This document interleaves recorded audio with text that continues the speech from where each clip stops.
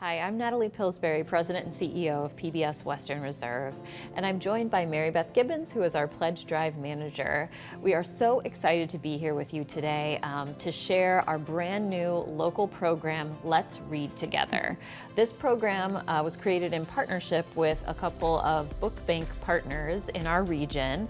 We went out to help tell their stories and to share the great work that they're doing in the community to provide books and literacy resources to children throughout our communities. So we hope that you enjoy learning a little bit more about their work, and also know that when you make the choice to support PBS Western Reserve with a contribution right now, your contribution will be doing double duty. So you'll be supporting our organization, but then your thank you gift will be something that supports our book bank partners. And Mary Beth will describe a little bit more about how that works. Yeah, during this show, we're going to ask you to make a donation to PBS Western Reserve. And as your thank you gift, we are going to donate in your honor books to one of our local book banks. And we have a goal of 2,000 books that we want to donate, so we need your help. Yes, it's so important that you make a contribution right now. It is September, and so it is Literacy Awareness Month, a great time to support PBS Western Reserve, and in turn, your contribution will result in a thank you gift of books going to our book bank partners. For example, a contribution of $120 will mean that your thank you gift is 4 books that go to our book bank partners. So we're so excited to bring you this program. We're going to kick it off with a visit to the Kids Book Bank, which we visited earlier this summer. And so we'll highlight a little bit about the great work that they are doing in the community to help children build their literacy skills. Thank you.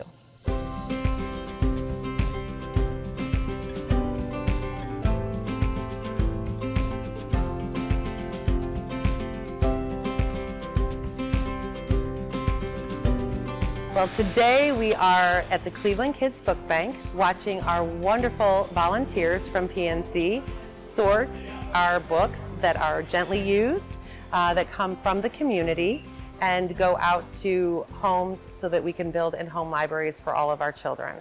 Volunteers come every day, Monday through Saturday, to sort those books by reading level and really check them for quality and condition. It just reminds me back, just a couple of years ago, that feels like, when I was reading these books, and I still think about them to this day. The Cleveland Kids Book Bank could not exist without volunteers. We get individuals, corporations, businesses, civic groups, all coming in to help us with books. It's a very fun process.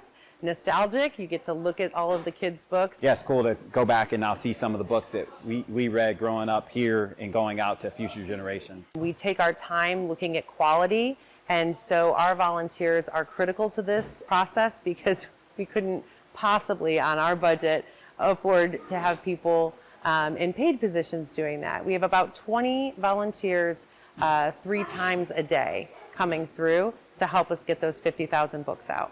Well, volunteering is so important because we're all stewarded with certain gifts, talents, and abilities, and what we should be doing is leaning back and helping others that are in different situations. I wouldn't say less fortunate, but in a different situation than we are, and that's kind of the point of life, is to help others to get to the goals and aspirations that they and their families have helped set for them, and that's something we're doing here today.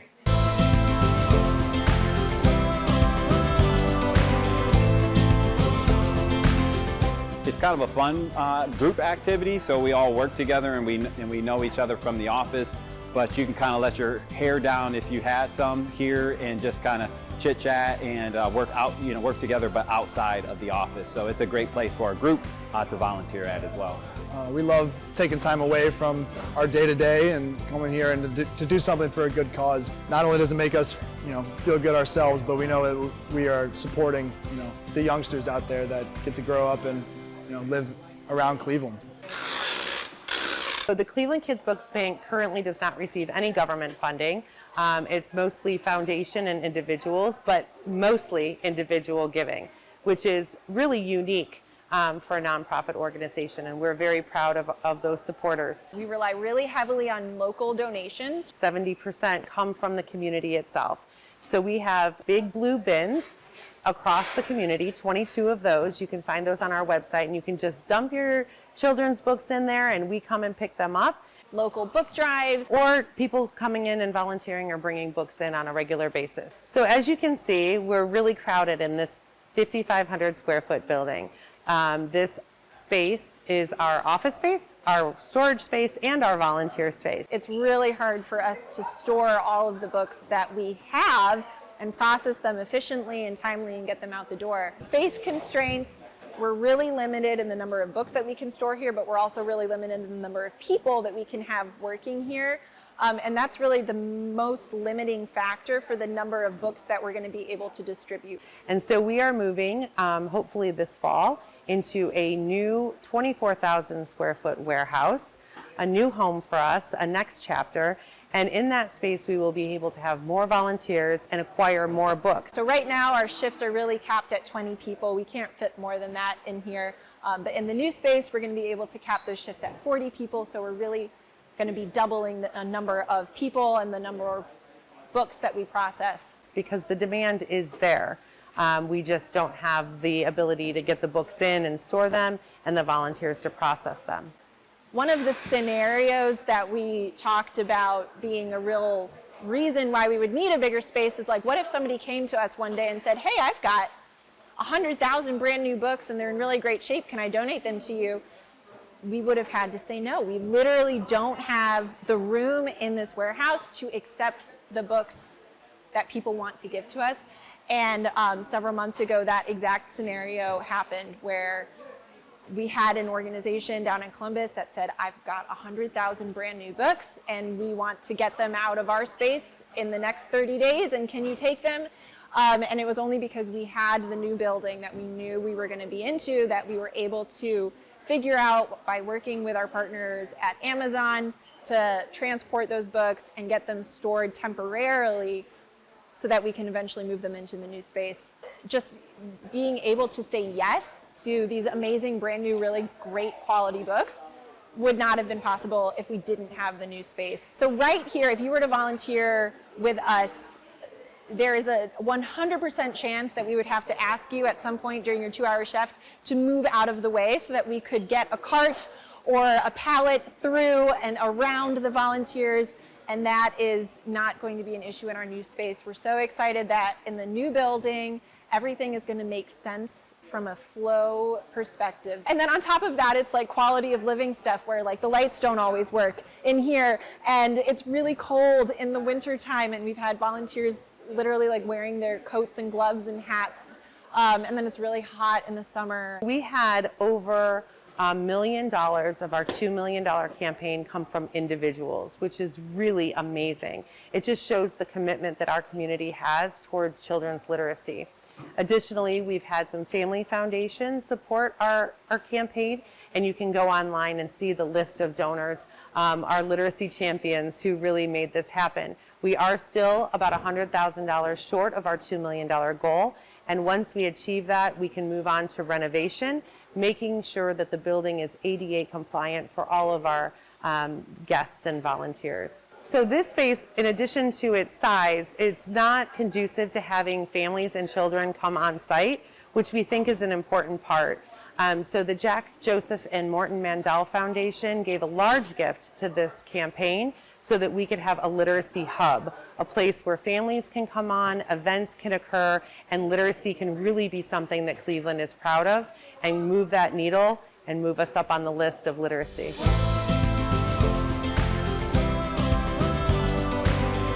If we look around and we look at health indicators, socioeconomic indicators, we know that there's something lacking from the very beginning. And we really believe that that's education and literacy.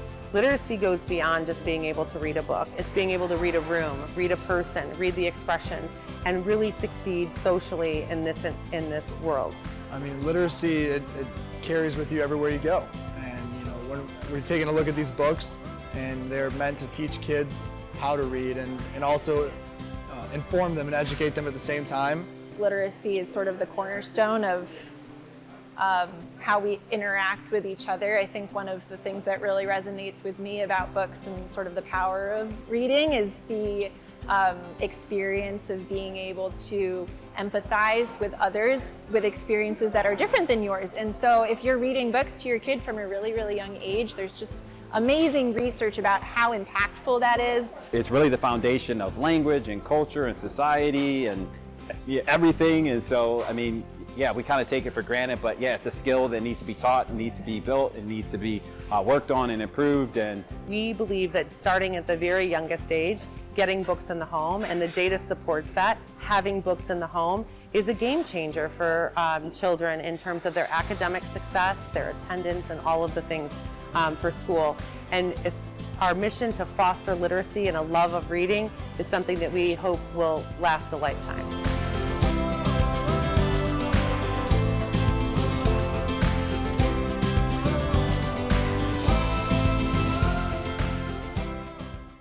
We hope that you're enjoying the Let's Read Together show during our book challenge. It's so important to address issues related to literacy in our communities, and there are some great partners that we are working with to address these issues. I'd like to introduce one of those partners, Natalie Friedel, who is the Executive Director of the Kids Book Bank. We're so grateful to have you with us, and thank you for answering some questions about your work. Sure. Yeah. So I want to start off by just asking, how did the Kids Book Bank come to be, and how has it evolved over time? Right. Well, back in 2015, little free libraries were really popular, and we were putting them up all around the city. And there were a few champions, Margaret Bernstein, Judy Kovach, and Judy Payne, who were wondering how we're going to keep them full. And so with a large donation of books, they acquired a space and began collecting the books to fill those little free libraries. That's an incredible story. So it started there, and then where are you now? It keeps evolving, right? So as we approach our 10th birthday. Congratulations. Thank you. Yes. It's really time for the next chapter. We've outgrown our space, and the need for books and the demand is still really, really high. We focus on the greater Cleveland area, and we're expanding out, but 50,000 books a month going out of a 5,500 square foot building, and the orders keep coming in, and we have to keep putting limits on what people can take. So we know that building those in-home libraries are so important. Yes, absolutely. Wow, I'm so impressed by your work. So that's sort of a good segue into my next question. What is the state of literacy in Ohio more broadly? And what are some of the main issues that children and younger people face as they build their literacy skills? Right. Well, the same issues that we have in all of the areas, right? Healthcare, education. There's a discrepancy. There's a large number of children who cannot read or cannot read at reading level. And then there's a lot of kids that can. And it is that disparity that really pushes us to make sure that we get books into the home. We're not at the top of the list. In terms of literacy, and we should be. We have a lot of really great supporters, such as yourself, that are pushing the effort. So we just need to kind of coordinate and collaborate a little bit more and make this happen. Yes, no, it's so important. Yes. So could you expand on how the Kids Book Bank addresses these issues related to literacy? You distribute books. How do you make decisions about, where you're prioritizing, because you do have limited resources? Sure. Well, first, the limited resource of space, that one was solved when we moved into this new 24,000 square foot building, which will be coming here this fall. And we'll be able to acquire the books from the community. About 70% of the books come from the community and then go back out into the community. Incredible. And we know that, like learning a sport, you need equipment. Like learning an instrument, you need to have access to one. We can't expect kids to read without books in the home. Absolutely. Yeah, that makes sense. Can you share a story or a testimonial that really illustrates the impact of your organization's work, something that you saw or experienced in your time? Oh, there's so many stories, but really I think the key is that we go to partners to distribute the books. So it's a caring adult who already has a relationship with the families that distribute the books or give them the option to choose what books that they want. And we have them coming back to us and saying, you know, when we walked in, Joey was reading to his sister, or mom was reading to dad on the couch some of these kids' books. So they're being used. That's incredible. Also, I wanted to ask, how can people in the community help the Kids Book Bank? How can they get involved? Absolutely. So we always allow anybody to do a book drive for us, so you can collect books and bring them to us. And I know your audience is all over, but we can figure that out, right? Yeah. And you could bring them up to us and even spend a day volunteering with us just to see what it's like. It's really great. Good music, and sorting the books for quality and by reading level. Okay. And then we also have fundraising events. We have a really cool fundraiser coming up on October 25th here in Cleveland called Bet on Books. It's an Alice in Wonderland theme, and you can find more information on our website for that. And really quickly, what is your favorite children's book and why? I would have to go with Frog and Toad books. My kids love those, and they have like meaningful life stories in a really easy format, and they were able to read them well. So those are my favorites. Those are incredible. Thank you so much. And so we hope that you will help us out during our book challenge, and we'll be sharing some information with you about how you can support this effort right now. Now's your chance to support the efforts of our partner organizations by becoming a member of PBS Western Reserve. You can help improve the literacy of children in our community and support local content like this with a donation today. Your donation not only strengthens this public media organization, it also gives the gift of books to children. When you give just $60, you become a member of PBS Western Reserve, and we gift 2 books on your behalf to Kids Book Bank, Bright Star Books, or PBS Western Reserve's educational services. With a donation of $360, 12 books will be donated on your behalf. A donation of $1,200 means 40 books will be donated. A child who may not have the opportunity to discover the joy of reading could do so through your generosity, and you'll support public media. You can make a difference today by giving at any level. Call the number on your screen or scan the QR code to donate right now. We are so excited to have shared the segment about the Kids Book Bank and the great work that they're doing in the community. It's so important providing books to children throughout our region to help with literacy, as it's so important and impacts lifelong learning. The Kids Book Banks supports the greater Cleveland area through their work, and something I just learned was that Cleveland was actually a book desert, and that fact was the reason why the Kids Book Bank was created, to help to fight that book desert status and provide more books to children in our communities. So we hope that you learned a lot from that segment about this organization and the work they do.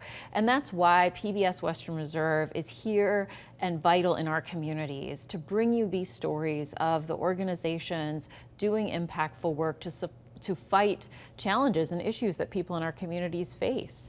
And programs like this require the support from our community. So we are here during our book challenge asking for your contribution to PBS Western Reserve right now.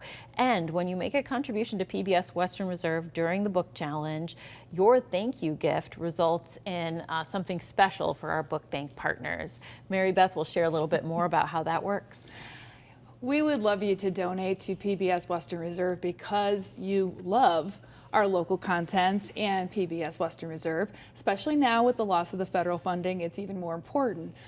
But because of this donation you're making, we are going to donate books to the local book banks in your honor. So if you make a donation of $120, we're going to donate 4 books in your honor. If you make a donation of $240, we're going to donate 8 books in your honor.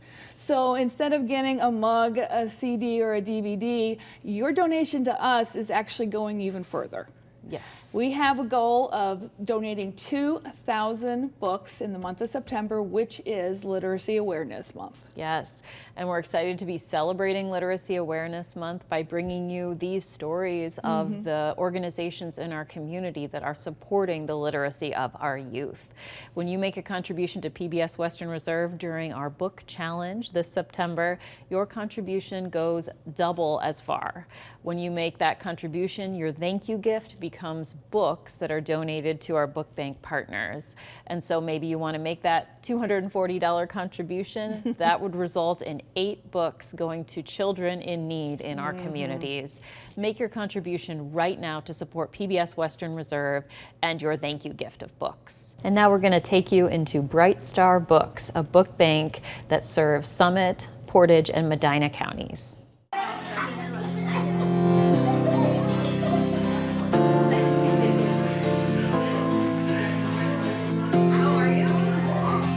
Today we are doing one of what we call a free book fair at one of the Akron area YMCA sort of like summer program sites. And what we do is we bring in all the books that you see here on the table, and every child who comes to the program gets to choose 5 books to take home at no cost.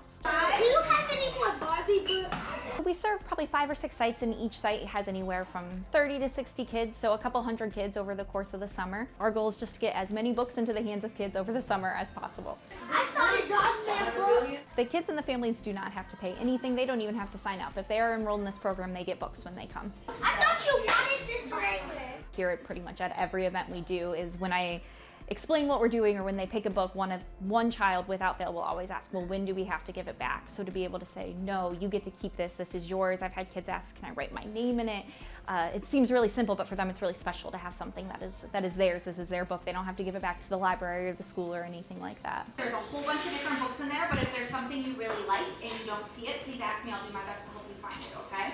We've been doing these for quite a few years. The kids will come, oh, I remember when you were here last year. I still have my Pokemon book or whatever it was from last year, which makes my heart so happy that they still have it. And also like, okay, they've grown and they need books that are more age appropriate for them now. We are actually able to operate off relatively minimal funding. All the books we use, well, a great majority of the books we use are donated. So we don't have to pay for a majority of them. We do purchase some, especially if there's something specific we want to have like content-wise or things like that. But almost all the books are just donated from the community. Our biggest funder is Babcock's Family Foundation, and then we do a couple of different grant fundings here and there, Akron Community Foundation as well, but by and large, all of our funding is through book donations and book drives.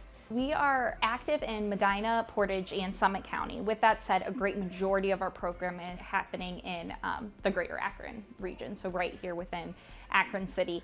We are at WIC in Portage and Medina County on a smaller scale. Our long-term goals is to be full programming in all 3 counties, but for that to happen, we need to keep getting in more books and more volunteers helping to get them back out. Our biggest programming is actually through Summit County WIC, so every child enrolled in WIC gets a bag of up to 5 books twice a year, with the goal being we want them to have a library of approximately 50 books before they start kindergarten. So we even break those down by age range. So 0 to 1-year-olds get different books than 2 to 3-year-olds, get different books than 4 to 5-year-olds. We work really hard to make sure kids are getting age appropriate books to just set them up for the best success possible before they start school. We are always looking for families whose kids have outgrown their books and they're ready to pass them on to someone else who loves them. A great majority of the kids we serve don't have any age appropriate books in the home. So even just getting a couple of books in the home that are age appropriate for them has been proven to have huge impacts on their education further down the line. I'm the only paid employee and I'm only part-time. And then Keith is our executive director and he's fully volunteer, and then everything else is done by volunteers. So we rely heavily on our volunteers to make this happen. The biggest thing we use our volunteers for is once a month we have book packing events just at our office. Anyone's welcome to come, all ages. That's something I love that we do, is you can literally have a 6-month-old all the way through a 99-year-old. They're welcome to come. We will use your help. And you take all the books and you put a sticker on the back of each one and help them pack into the bags that will then go over to the WIC clinics. I like to bring the kids here to get a glimpse of volunteering, and it's something that we can actually do together. We've come here for years.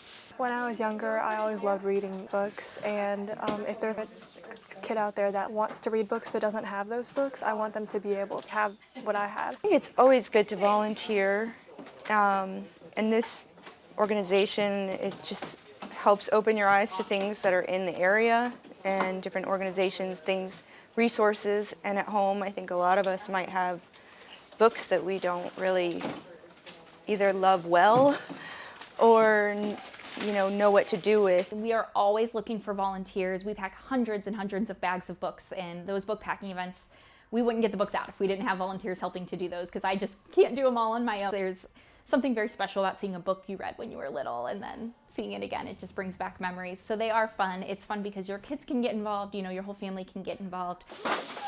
It was something that I could do with the kids. And they were young when we started. They were 2 or 3 and 5 maybe. These events they bring me joy every single time. I absolutely love them. We do them all summers at the YMCA, and then when the school year starts, we actually do them in Akron Public Schools. So those occur on a much larger scale. Like here, I brought a couple hundred books. Those I literally bring in a couple thousand books to the school and set them all up, and we separate everything by reading level, so that way when the kids come in, they can tell me I'm in 2nd grade, and I can sort of point them where about they'll be reading level wise, because we obviously want them to have books at their reading level. At the same time, if they're not super excited about the book, they're not going to read it. So I don't ever say no. If they see something a little too hard for them and they love it, I love that they love it. That's a popular series. And I'm going to keep pushing Goosebumps because I love them. We get asked a lot, what if the parents don't read the books to the kids? And obviously when we're giving books to young kids, we can't guarantee that the parents are going to read to them.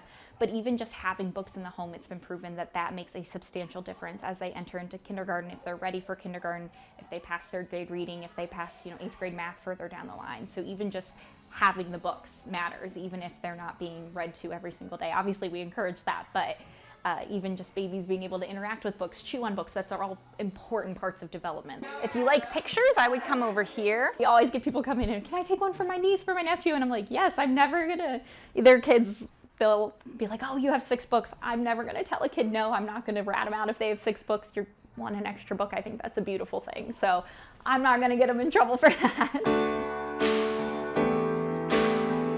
When you're reading, it transports you to a whole different world with different people, and you can also learn a lot from it as well. And it really does encourage language skills. It's just really good for their growth and development. Bright Star Books has been such a special experience for me. I taught preschool when we lived in Columbus before we moved up here, and when we moved up here, I wanted to be more in the nonprofit world. I wanted to be able to give back to my community, and Bright Star was sort of this perfect balance between getting to work with the kids, but also working with the books, which is something I'm so passionate about. I firmly believe that every child has a right to have books in the home. It shouldn't be a special privilege that a child has a book when they're little. That is a right all children deserve, and it's been so fun to sort of grow my own family within Bright Star. I mean, I was newly married when I started working here, and now I have 2 kids who come to book packing events with me, and they're able to start to see the importance of books and sharing with others. So it's been such a neat just family experience, and a chance just for everyone to get involved with something that is so important, but also very easily overlooked, because it's not, obviously everyone needs food, people need shelter. Those are easy things to say, yes, people need that. Well, books is also a super important thing that kids need, but it's very easy to forget about. So it is I think a really fun way to help people with something that I care a lot about.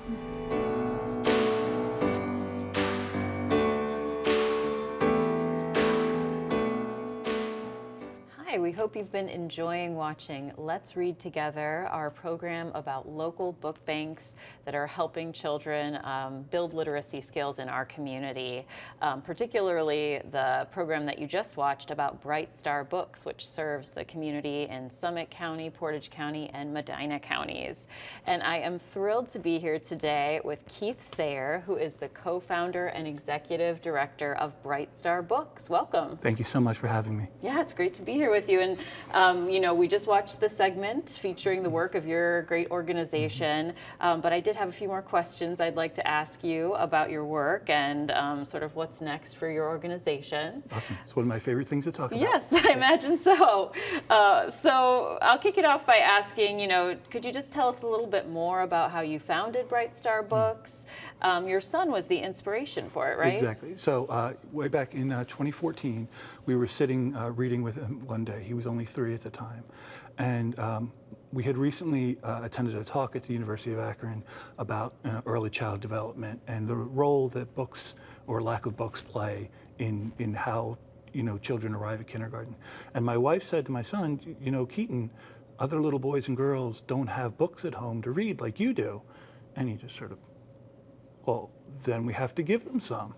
And it turned a conversation my wife and I had been having from, sort of an academic topic to like, okay, well, yeah, maybe we do have to give them some. And so we spent the first couple of months sort of looking around at what was happening in our area and realized that there are a lot of organizations nationwide that used donated children's books sort of as a untapped resource to try and address the fact that statistically something like 60% of low-income families don't have age-appropriate books at home. Wow. At the same time, there are studies out there that show that the books in the home is one of the single most determining factors of whether children both are ready for school, and then actually their long-term academic achievement is very strongly tied to, they talk about the culture of literacy, and the way they measure that is the number of books in the home. So we realized that this was something that wasn't just like, it wasn't just like a nice, fun thing to do, although it is also that, but it was something that was really crucial to giving more families in our area a chance for their children to have successful academic careers, successful lives. Yeah.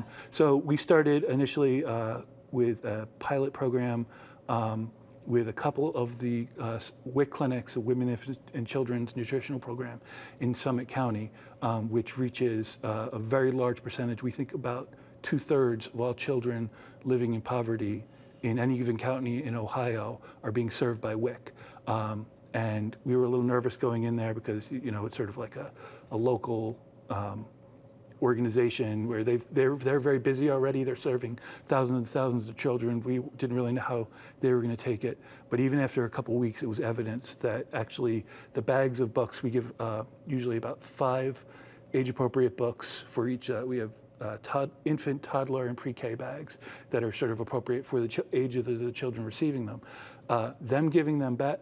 Them giving their clients our bags actually improved like the relationship between the local county public health organizations and the families that they're reaching and hope to be able to continue to reach. So we not only were we achieving our goals, we were sort of helping these organizations foster a better relationship with their clients. So we knew immediately, okay, this is our model, this is what we're trying to do. Excuse me, since then, we're currently at 5 of the 6 WIC clinics in Summit County, where we're giving out 5 bags of books twice a year. And our long-term goal is to give out, say about 10 books a year to all the children enrolled in Summit, Portage, and Medina counties. Even at the clinics where we aren't currently don't have the capacity to give out the bags of 5 books, we're still giving out 1 book per visit at the remaining clinic in Summit, and then the 2 clinics in Portage and Medina counties. Wow. That is a huge impact and such a great origin story for your organization. Thank you for sharing that. What do you think our viewers should know? And you did touch on this a little bit about the challenges related to child literacy in Summit, Medina, and Portage counties in particular. Okay. Well, like I said, the statistically nationwide, book ownership for low-income families is low, and kindergarten readiness is always a big problem. I actually looked at the latest study, which showed that in Summit County, 53% of children are arriving in kindergarten, what they classify as not on track, which means not really ready to sit in a classroom. They're lacking especially like the pre-literacy skills. So you don't expect children to arrive at kindergarten ready to read, but to know how to hold a book. Just sort of the ideas of rhyming. The idea is that the words on the page, they don't know what they mean, but they mean something, that there's a relationship between the words and the images on the page. These are the things that we hope kids know when they arrive at kindergarten that makes it possible for them to start into their journey of learning how to read. Yeah. So in Summit County, 53% are arriving without these basic skills. In Portage County, it's 46%, and in Medina County, about 35%. These represent thousands of kids who aren't at the place we would like them to be to start school. Yeah. And one of the what we know from studies all over the country is that these are the same kids that don't have books at home, that haven't had the opportunity to start engaging with books and reading before they arrive at school. How can people in the community help Bright Star Books and help to support child literacy in our region? Okay. Well, our work is actually mainly powered by community donations of new and gently used children's books. So you can find ways to donate to us on our website. The main thing I direct people to, if they have the opportunity and the willingness, we have a book drive kit on there. And so if you can hold book drives for us at schools, businesses, churches, anywhere, using your power, reaching into your community, you can help us bring the power, hundreds of people's worth of donated children's books, which we can then turn around to give to the thousands of children we serve. So one more quick question. We just have a few seconds left. What's your favorite children's book and why? Oh, that's tough. Growing up, it was the monster at the end of this book. I'm not going to do the voice because I can only do it once or twice before my whole voice falls out. But then growing up with my son, it was probably Elephant and Piggy's Waiting Isn't Easy. Oh, that's a great one. Well, thank you so much, Keith, and we hope that you continue enjoying Let's Read Together. Now is your chance to support the efforts of our partner organizations by becoming a member of PBS Western Reserve. You can help improve the literacy of children in our community and support local content like this with a donation today. Your donation not only strengthens this public media organization, it also gives the gift of books to children. When you give just $60, you become a member of PBS Western Reserve, and we gift 2 books on your behalf to Kids Book Bank, Bright Star Books, or PBS Western Reserve's educational services. With a donation of $360, 12 books will be donated on your behalf. A donation of $1,200 means 40 books will be donated. A child who may not have the opportunity to discover the joy of reading could do so through your generosity, and you'll support public media. You can make a difference today by giving at any level. Call the number on your screen or scan the QR code to donate right now. We hope that you enjoyed learning a little bit more about Bright Star Books, which is a book bank that serves Summit, Portage, and Medina counties. It is just incredible the amount of impact that this organization has with a small team serving a huge region. And we're just so impressed by the impact that they're having providing books to children in our communities. And we, PBS Western Reserve, one of the many ways that we have an impact on our community is by telling the stories of organizations like Bright Star Books or the Kids Book Bank, so that you, our viewers, are aware of this incredible work happening in our communities and of the challenges related to literacy that a lot of children face, and how getting behind in literacy can impact lifelong learning. So if you value this work that we do, producing these local stories, then we're asking you to step up and support PBS Western Reserve during our book challenge. When you make your contribution to PBS Western Reserve, your thank you gift turns into something very special that helps out our book bank partners. Mary Beth will describe a little bit more about how that works. Yes, when you donate to PBS Western Reserve, not only are you supporting local content and the things we do here at the station, your thank you gift is going to be books that we are going to donate in your honor. So no CDs, no DVDs, so your money is even making a larger impact. For example, if you donate $60, we are going to donate 2 books in your honor. If you give us $240, we are going to donate 8 books in your honor. And with the loss of federal funding, a donation to PBS Western Reserve is vital. And your money's even going further because now you're helping out, the book banks. We have a goal that we want to donate 2,000 books in the month of September, which is Literacy Awareness Month. Yes, it's great to celebrate Literacy Awareness Month with this program, Let's Read Together. That's all about our book banks in our community here in Northeast Ohio and the work that they do to help children. And so we're asking you to step up, support PBS Western Reserve with a contribution. Your thank you gift will turn into books that go directly to our book bank partners and help those children that are in need of books to build their literacy skills. So it's vitally important that you contribute to PBS Western Reserve right now during our book challenge. As Mary Beth said, your contribution of $240 right now turns into 8 books donated. And now we're going to turn it over to a segment about our educational services team at PBS Western Reserve. We do a ton of work in the community supporting literacy. My name's Holly Cartwright. I'm the Director of Educational Services, and today we're at the Brimfield Touch a Truck.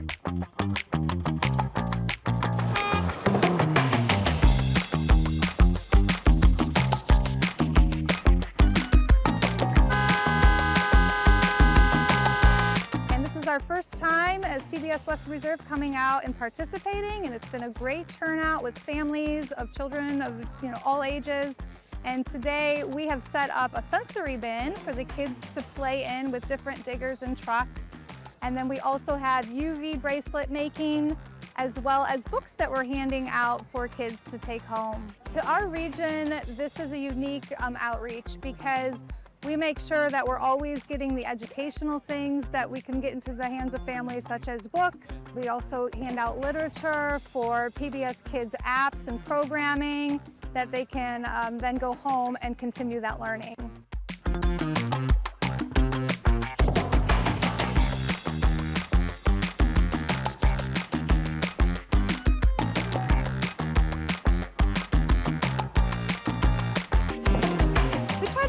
That we're reaching kids of all ages and backgrounds by choosing wisely that where we're participating at events and making sure that they are accessible and the way that they're promoted and then in the way that they're held, so that we can get to all different types of families in all the different areas of our viewing area.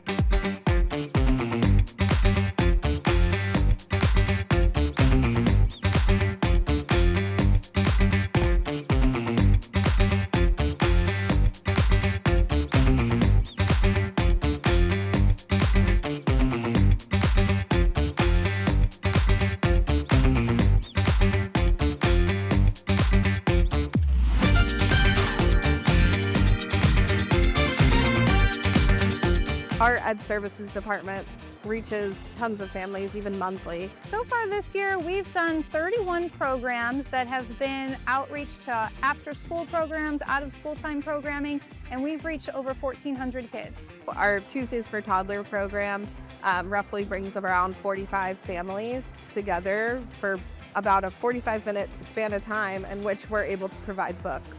So just the impact of that book being provided to a family is significant. Oh, he loves to read them. We read them over and over. You like all your books, don't you? Probably been to like 8 or 10 programs, and we still read the books that we've gotten. The book distribution at the end of each event is definitely a way for the kids to take home that aspect of learning. I mean, even with the books that we provide, we always make sure that we're right on theme with like what we're talking about for the day. And then we always make sure that the books that we do provide are like high quality, so they always have bright colors that toddlers are looking for, and then they have little rhymes. Like, we're always making sure that they have those elements. That way, as a caregiver is reading to their little ones, they're able to like fully engage. So we've been doing Tuesdays for Toddlers for a lot of years, but just recently in the past 3 years, I believe, we started with PBS hosting for us. And since then, it's taken a huge turn for the better. The event has upgraded tremendously since then, and they've just brought so much to the event that we haven't had before. They have the kids dancing, they have them moving, they have them singing songs. I think we often see families who benefit from our programs, definitely in the sense of us giving out books. One of his favorite ones is like, it's a question one. It's like, would you rather book? And like to this day, we almost read it like once a week, and he loves like making the choice. They like to read. That's a good thing. With us being able to provide books, that makes a huge impact on making sure that our kindergartners are ready when they arrive to kindergarten, which is helpful to the teachers. Our programming supports learning beyond the classroom because we're involving the parents and the families and the caregivers with that educational piece that they can see what their kids are doing and then hopefully transfer that at home as well.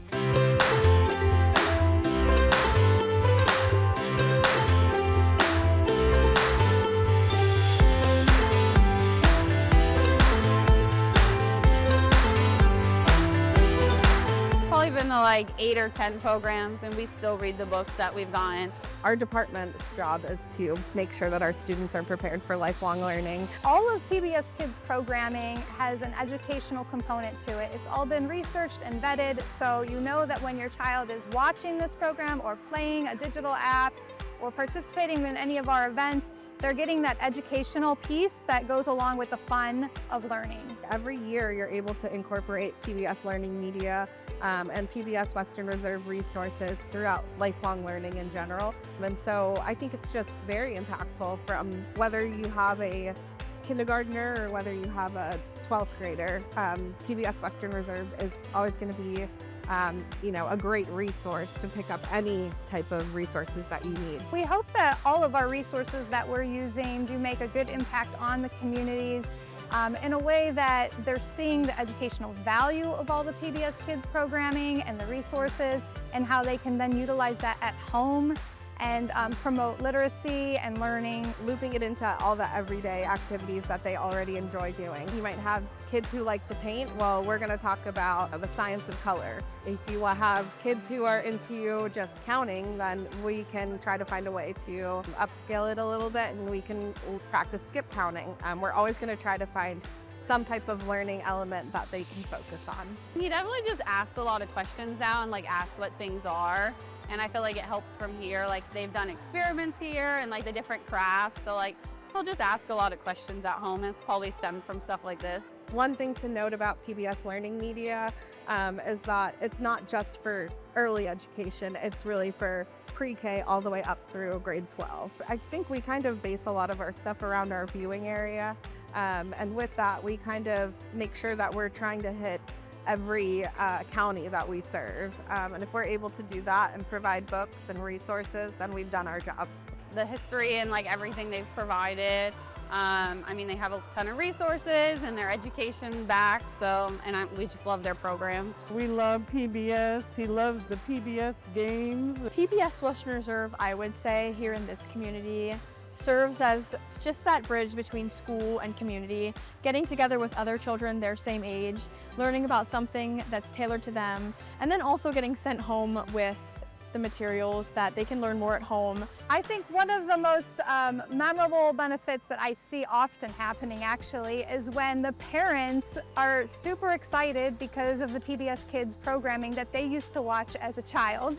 And then they get so excited for their kids to start watching it with them. And that's just a great thing to see that that learning is going through the generations. I absolutely love my job and I love the impact that it's making. One thing that, I grew up on PBS, and so now that I'm older and I didn't recognize then because of my young age the impact that it had on me, but now being able to be on the opposite side of things, it's definitely rewarding.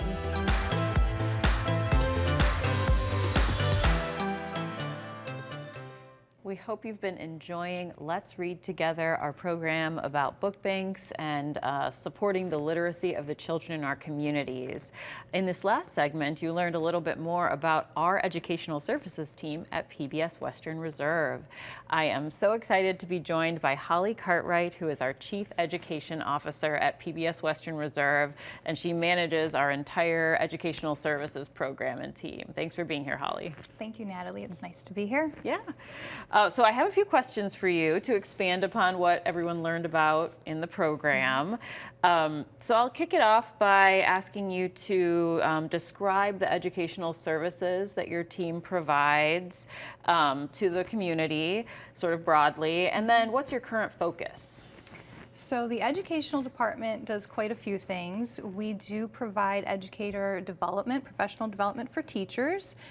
We create multimedia series videos that are educationally based that can be used in the classroom, that can also be used for caregivers and parents at home.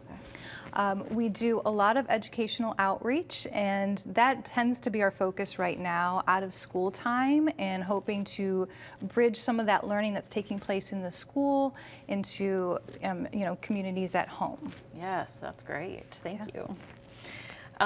Can you describe the impact of the work that you do in the community through the educational services team? Maybe just an example or two of moments when you sort of realized, wow, we're really having an impact. Yeah, those are the best parts of the day, Yeah. when you're out there in the community and the work that you do behind the scenes is finally making a difference and matters. Because we are out in the community, we get to see a lot of the same kids and families, and so that's always nice to hear from them. We recently did a program where the children planted seeds, and then they came back a month later, and one little boy was so excited to show us he had a picture of his seed that had sprouted. And so, those kinds of things, it's like, oh, that learning's continuing in the home even after, our program is over. So we love to see things like that. And we've gotten really good feedback from our partnerships that we've collaborated with throughout the community in the programs that we provide. And we always try to have books that we can pass out whenever possible. And so parents are very, pleased to have that opportunity to take home a book and continue that learning at home. Yeah, that's so important. Could you talk about some of the other areas of our region that you've served or that you're working on, expanding service to that weren't featured in the program that we just saw? Yes, so we serve 8 counties in Northeast Ohio, and we try to get to all corners, which can be difficult at times with a smaller, crew, but we do a lot of work now in Warren, Trumbull County in that area, Mahoning, we're reaching Columbiana, so we're excited to get in some schools out there and some library programs, as well as all the way out into Wayne County. But we're trying to make sure we balance all of that because we do have such a large area to reach. Yeah, it's true, but you and your team do an excellent job, and I know you've been working to expand, so that's very important. We just saw a sample of the work in the program that your team does in the community. Can you take us through how your team prepares for these sorts of community initiatives and events and programs? Yeah, so a lot of thought goes into everything that we're doing, and we try to first find out, what is it that the community needs or the district or the schools need, and build from there because we want it to be meaningful and useful, in the work that we're doing and whatever, everyone else's part plays with it. So we try to find out what's the need and then make sure we are addressing that in the most meaningful, impactful way that we can. A lot of the work we want to support what's happening in the school, if this is what's going on in the community, how can we bridge that gap? So what can we give to parents and caregivers that's going to be fun and engaging for them to do with their child, not just something to give to their child? Yeah. So and our programs are very hands-on, engaging. We always put the child first and think about, what is going to be the best way for them to learn this. Most of the time it's through play. Yeah. So we're often building programs that look like kids are just playing, but a lot of it is, the learning is built in there. And then of course, we try to put a literacy piece in there and have a read aloud whenever we can because books are such a great way for the kids to take that information and process it. And then if we can get the books in their hands before they leave and help, make that continue that learning as it goes on at home as well. Great, thank you. Yeah. Final question. Sure. What is your favorite children's book and why? So I probably couldn't narrow it down to one book, but I do really like the Eric Carle books in general. They're so great for the early learning. There's repetition and the colors. It really helps kids with prediction, and they're just super fun to read out loud with children and super engaging. So anything by Eric Carle. Yeah, Those are some of my favorites too. Well, thank you so much, Holly. It was great to talk with you. And we hope that you've enjoyed this program and learning about PBS Western Reserve and the book banks in our region and the impact they have. Now is your chance to support the efforts of our partner organizations by becoming a member of PBS Western Reserve. You can help improve the literacy of children in our community and support local content like this with a donation today. Your donation not only strengthens this public media organization, it also gives the gift of books to children. When you give just $60, you become a member of PBS Western Reserve, and we gift 2 books on your behalf to Kids Book Bank, Bright Star Books, or PBS Western Reserve's educational services. With a donation of $360, 12 books will be donated on your behalf. A donation of $1,200 means 40 books will be donated. A child who may not have the opportunity to discover the joy of reading could do so through your generosity, and you'll support public media. You can make a difference today by giving at any level. Call the number on your screen or scan the QR code to donate right now. We hope you've enjoyed learning a little bit more about PBS Western Reserve's educational services team and the work that we do to serve thousands of children and families and educators throughout Northeast Ohio and Western Pennsylvania. You know, many people that watch programming on PBS Western Reserve might not even know that we have an educational services team that directly serves children and families with educational programming in our communities. So we're happy to share a little bit more about that with you. So if you are moved to contribute or to want to support this educational services work, we're asking you to make a contribution to PBS Western Reserve right now during our book challenge. We're here sharing this local program with you that's all about the work of book banks and organizations like PBS Western Reserve that are focused on literacy and supporting children in our communities. So when you make a contribution to PBS Western Reserve right now, we have a very special thank you gift that goes to help our partners during this time.